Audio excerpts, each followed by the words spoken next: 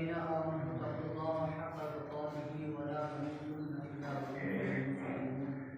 सदक़ल्लाहुल अज़ीम व सदक़ रसूलुहुन नबियुल अम्मीयुल करीम व नहनु अला ज़ालिका मिनश शाहिदीन वाश-शाकिरीन वल्हम्दुलिल्लाहि रब्बिल आलमीन। गौसे आज़म बमने बिसौर सामा मददे क़िबलैनी मददे काबैनी मा मददे बगिरना में बला उस्ताद कश्ती मदद कुल या मुईन दीन चिश्ती क़ादरी अमनाले गौसे आज़म मिलना दमरे शेख अहमद रज़ा फ़ाज़िल आलम मिलना। सोना जंगल रात अंधेरी छाई बदली काली है सोने वाले रात चोरों की रखवाली है। और सोना पास है सोना जहर है सोना पास है सोना बन है सोना जहर है उठ प्यारे तू कहता है मीठी नींद है मत ही तेरी निराली है। कुछ अर्ज़ करने से कबल एक मरतबा बारगाह रिसालत पाक सल्लल्लाहु अलैहि वसल्लम ने ज़रूर पाक पढ़े अल्लाहुम्मा सल्ली अला सय्यिदिना व मौलाना मुहम्मद व अला आलिहि वसल्लम सल्लल्लाहु अलैहि वसल्लम अलैका या रसूलल्लाह सल्लल्लाहु अलैहि वसल्लम। अल्लाह रब्बुल आलमीन जो पारे के अंदर कुरान मजीद में इरशाद फरमाता है या अय्युहल्लज़ीना आमनू तक़ुल्लाहा हक़्क़ तुक़ातिही व ला तमूतुन्ना इल्ला व अंतुम मुस्लिमून। ऐ ईमान वालों अल्लाह से डरो जैसा उससे डरने का हक है और हरगिज़ न मरना मगर मुसलमान होकर। यानी ऐ मुसलमानों ऐ ईमान वालों अल्लाह से डरो जैसे उससे डरने का हक है और हरगिज़ मत मरना मगर मुसलमान होकर मरना।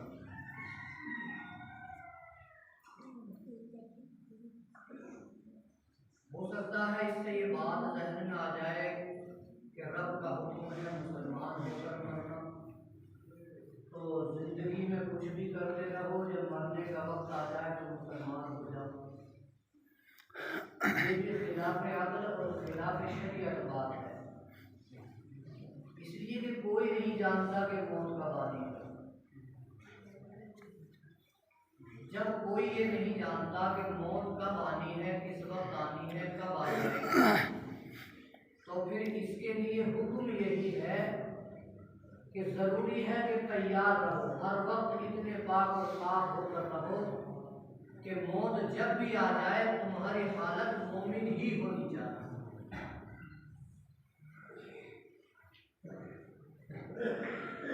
इसका शान नुज़ूल ये है, कुरान करीम की आयत एक वाक़े के होने के बाद में नाज़िल हुई। और क्या शान नुज़ूल था कि औस और खजरज अंसार के दो बड़े कबीले थे जिनमें पहले अदावत थी, इस्लाम के बाद दोस्ती और मोहब्बत हो गई। इत्तेफाकन एक दफ़ा सालबा इब्न गनम औसी और असद इब्न ज़रारा खज़रजी बैठे हुए प्यार और मोहब्बत की बातें कर रहे हैं कि इत्तेफाकन ख़ानदानी फ़ख्र की बातें छिड़ गई। सालबा बोले कि हमारा औस कबीला तुम्हारे कबीले खज़रज से अफजल है, क्योंकि औस में खुज़ैमा इब्न साबित है जिनकी गवाही दो के कायम मकाम है, और हम ही में जनाब हंज़ला शहीद भी हैं जिन्हें बाद शहादत फरिश्तों ने गुस्ल दिया, सुभान अल्लाह, और उन्हीं का लक़ब गसील मलाइका हुआ।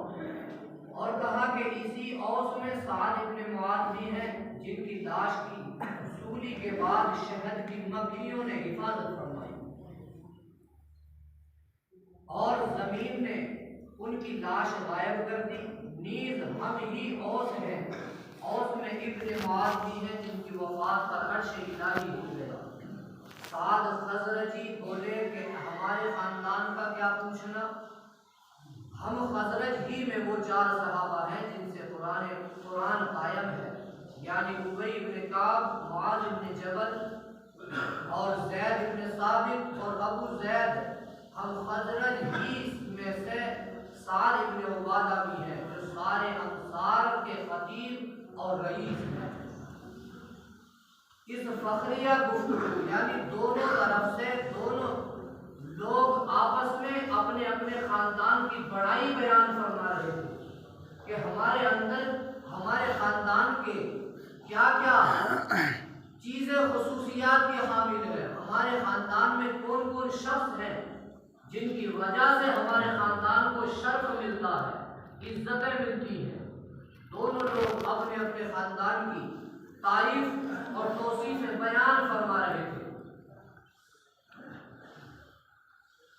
और इस फखरिया गुफ्तगू का सिलसिला इतना दराज हुआ कि आपस में हाथापाई की नौबत आ गई। जानिबीन ने खानदानी कसीदा ख्वानी शुरू कर दी। लोगों ने या खुद यानी इख्तिलाफ है कि या तो लोगों ने इस बात को रफा दफा कराया या खुद हुजूर अनवर सल्लल्लाहु अलैहि वसल्लम ने उनसे सुलह कराया। अल-मुख्तसर सुलह हो गई। इस मौके पर यह आयत करीमा नाज़िल हुई, या अय्युहल्लज़ीना आमनु तक़ुल्लाहा हक़्क़ तुक़ातिही वला तमूतुन्ना इल्ला व अंतुम मुस्लिमून, कि ऐ ईमान वालों अल्लाह से डरो जैसे उससे डरने का हक है।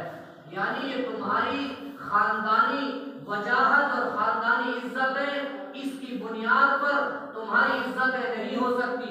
अगर तुम्हारी कुछ इज्जत बन सकती है तो रब का खौफ खाने के बाद तुम बन सकती है। इज्जत इस चीज में नहीं कि तुम्हारा खानदान किस मेयार का है। इज्जत इस चीज में नहीं कि तुम्हारा नाम कितना बुलंद और पाकीज़ा है। इज्जत इस चीज में नहीं कि तुम्हारे लिबास कितने उम्दा है। इज्जत इस चीज में नहीं कि तुम्हारे पास माल कितना है, बल्कि इज्जत इस चीज में है कि तुम रब से कितना डरते हो और रब की फर्मा बरदारी कितनी करते हो। इसमें तुम्हारी इज्जत है।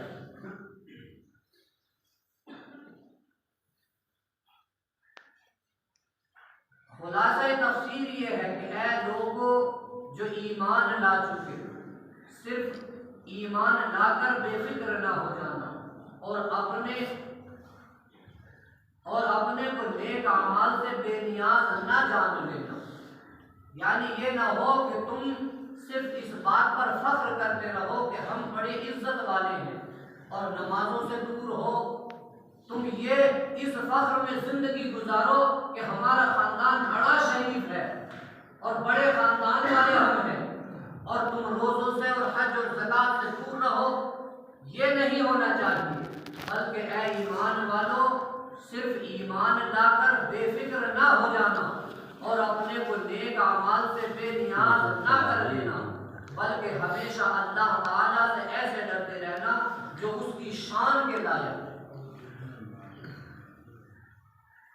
या तुम्हारी हैसियत के मुताबिक है, उसकी शान के लायक खौफ तो ये है कि उसकी इताअत की जाए, नाफरमानी कभी ना की जाए, उसे याद रखा जाए, भूला कभी ना जाए, उसका शुक्र किया जाए, नाशुक्री कभी ना की जाए।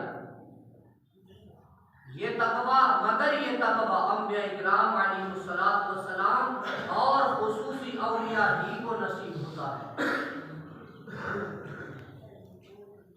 और हमारी हैसियत के लायक यानी उसकी शान के लायक डरना, उसकी शान के लायक डरना हमारे बस की काम नहीं। ये अंबिया इकराम और औलिया इज़ाम के लिए खास है। ये हिस्सा औलिया अल्लाह को नसीब हो जाता है। मगर हम किस हैसियत से डरे, किस तरह से डरे, तो फरमाया हमारी हैसियत के लायक तकवा ये है कि हमें अपनी हैसियत के मुताबिक डरना चाहिए। रब की शान के लायक नहीं डर सकते, अपनी हैसियत के मुताबिक डर सकते हैं। तो अपनी हैसियत के मुताबिक तकवा क्या है? अपनी हैसियत के मुताबिक तकवा ये है कि जहाँ तक हो सके गुनाह से बचे, और अगर गुनाह हो जाए तो फौरन तौबा कर ले, और तौबा हो तो तौबा तो नुसूह हो, सच्ची तौबा हो कि फिर दोबारा गुनाह करने की तरफ रग़बत न हो। रब ताला नसीब करे। और ख्याल रखो कि हमेशा मोमिन रहना। जब भी तुम्हें मौत आए तो बहालत ईमान आए, मलकुल मौत तुम्हें जान लेने के वक्त काफिर ना पाए। तुम्हारी हालत ऐसी होनी चाहिए और तुम्हारी हैसियत इतनी पाकीज़ा हो जानी चाहिए कि जब तुम्हारा मौत का वक्त आए और मलकुल मौत तुम्हारे पास आए तो फिर तुम्हें वो काफिर न पाए बल्कि तुम्हें मोमिन पाए और ईमान की हालत में तुम्हारा खात्मा नसीब हो जाए। इस हैसियत से जिंदगी गुजारो। मोमिन बारगाह इलाही में दूल्हा बनकर जाता है। सुभान अल्लाह। मोमिन बारगाह इलाही में दूल्हा बनकर जाता है और जान निकालने वाले फरिश्ते बाराती होते हैं और काफिर वहां कैदी होकर जाता है और ये फरिश्ते रब ताला के पुलिस वाले होते हैं। दरूद पाक अल्लाहुम्मा सल्ली अला सय्यिदिना व मौलाना मुहम्मद व आलिहि सल्लल्लाहु अलैहि वसल्लम।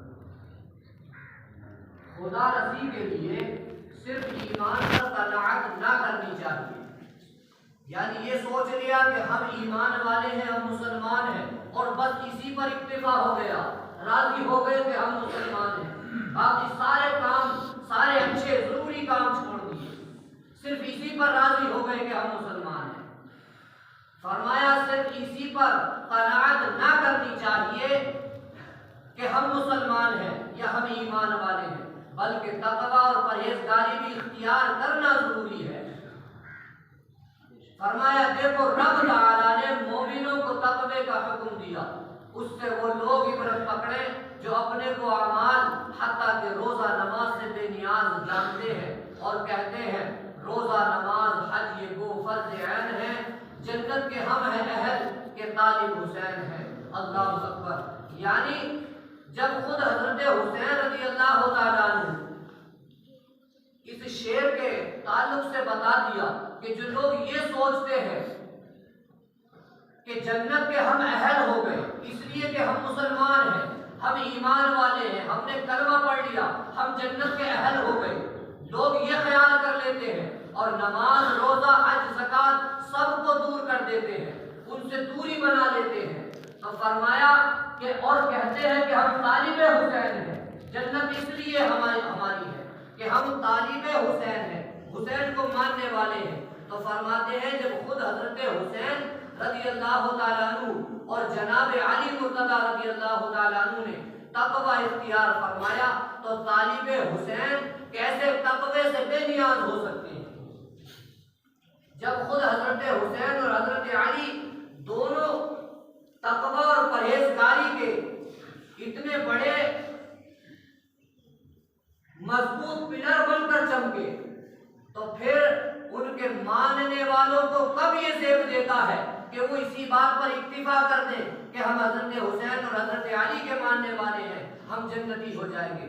हरगिज़ नहीं हो सकते, इसलिए कि तालिबे हुसैन होने के साथ साथ इमाम हुसैन की पैरवी करना भी जरूरी है।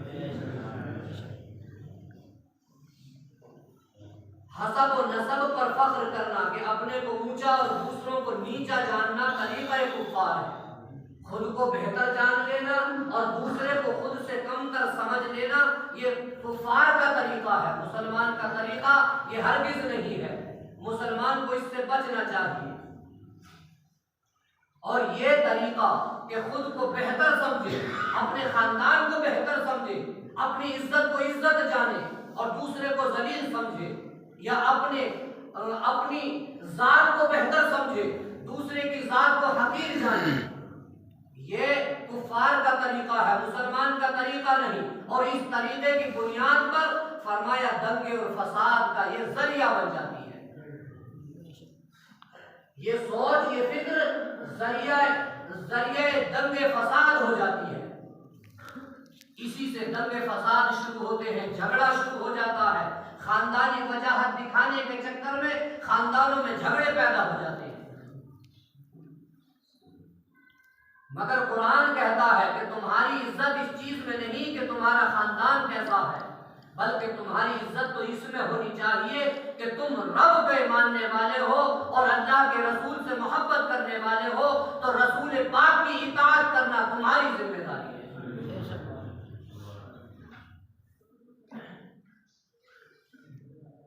इसका मतलब यह है कि मरते वक्त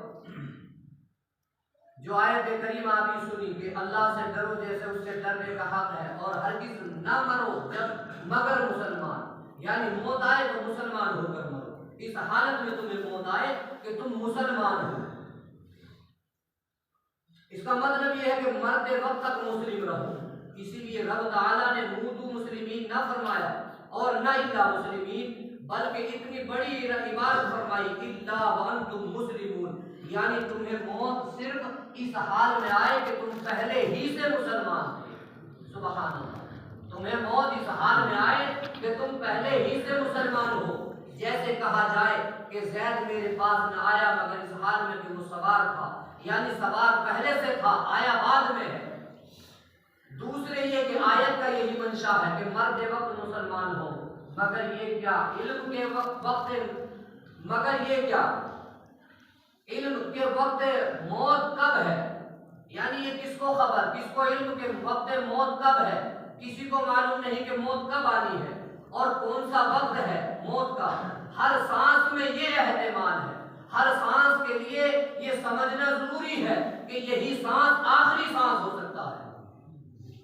तो जब यहाँ तक मालूम है कि कभी भी मौत आ सकती है, तो मतलब ये है कि मुसलमानों मरते वक्त मुसलमान होना, यानी हर वक्त मुसलमान रहो, मुमकिन है कि यही वक्त आखिरी हो। क्या खबर के अंदर गई हुई सांस वापस आए या ना आए, क्या खबर कि कल की रात जमीन पर आए या जमीन के अंदर आए। बहरहाल हर वक्त बेदारी जरूरी है। आला हज़रत कुद्दीसा सिर्रहू फरमाते हैं, सूना जंगल रात अंधेरी, छाई बदली काली है, सोने वालों जागते रहियो, चोरों की रखवाली है। और इसकी तफसीर सूफियाना ये है कि इज्जत दो किस्म की है। एक वो जो दुनिया के जरिए हासिल हो, माल से, खानदान से, हुकूमत और सल्तनत से, जत्थे से, इसे दुनियावी इज्जत कहते हैं। मगर माल की इज्जत जब तक माल है जब तक इज्जत है, खानदान की इज्जत जब तक खानदान के साथ है जब तक इज्जत है, जब तक खानदान साथ है जब तक खानदानी इज्जत है, जत्थे की इज्जत जब तक जत्था या हुकूमत या सल्तनत जब तक है जब तक इज्जत है। और ये इज्जत फना है, दुनिया की इज्जत फना है, मगर असल इज्जत वो है जो ईमान और तक़वे से हासिल होती है। और ये इज्जत हुजूर अनवर सल्लल्लाहु अलैहि वसल्लम की निस्बत और खिदमत से हासिल होती है। और ये इज्जत बाकी है, ये इज्जत बाकी रहती है। और जिसने इस इज्जत को पाया, दुनियादार इज्जत कमाने के बावजूद भी जिन्होंने दुनिया की इज्जत हासिल की, वो इन बाकी रहने वाली इज्जतों को पाने वालों के मज़ारात पर अपने माथों को रगड़ते नजर आते हैं। दुनिया के बड़े बड़े शहंशाह और बड़े बड़े ताकतवर सल्तनतों को संभालने वाले हुक्मरान आज भी तुम्हें इन ऐसे इज्जत पाने वाले लोगों को जिन्होंने रब की बारगाह से इज्जत हासिल की, जिन्होंने तकवा और परहेजगारी से इज्जत हासिल की। ख्वाजा गरीब नवाज का आस्ताना देख लीजिए, उन्होंने तकवा और परहेजगारी से अल्लाह के महबूब की इताअत और फरमाबरदारी से इज्जत हासिल की। तो आज दुनिया का आलम यह है कि हिंदुस्तान का हर हाकिम, हर बड़े से बड़ा हुक्मरान माथा टेकने के लिए हुजूर गरीब नवाज के आस्ताने की हाजिरी जरूर देने जाता है। तो इससे मालूम होता है कि इज्जतें अगरचे दो हैं, एक इज्जत दुनियावी और एक इज्जत उखरवी। तो उखरवी इज्जत को चुन लीजिए और उखरवी इज्जत पाने के लिए, बाकी रहने वाली इज्जत का साथ देने के लिए और साथ लेने के लिए अल्लाह के और अल्लाह के रसूल के दर पर पड़े रहो और नमाजों की, रोजों की पाबंदी के साथ अपनी अना को फना करके बारगाह रब्बुल आलमीन में हाजिरी दीजिए। और अल्लाह की बारगाह से दुआ है कि जब ये हमारी फिक्र हो जाएगी तो फिर जरूर अल्लाह ताला हमें इज्जत अता फरमाएगा। वाखिर दावाना अल्हम्दुलिल्लाहि रब्बिल आलमीन।